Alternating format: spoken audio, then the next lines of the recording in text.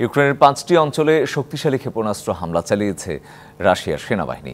এদিকে লোহিত সাগরে মার্কিন যুদ্ধজাহাজে হামলার দাবি করেছে ইয়েমেনের হুথি বিদ্রোহীরা।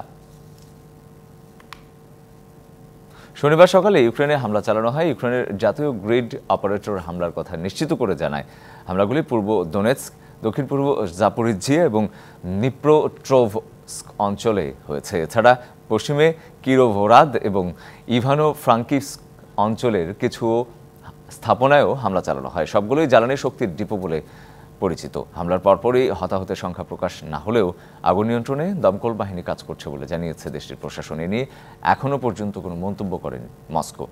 মার্চ মাস থেকে শুরু হওয়া নতুন আগ্রাসনে এরই মধ্যে ইউক্রেনের তাপবিদ্যুৎ প্রকল্পের সিংহভাগ বিঘ্নিত।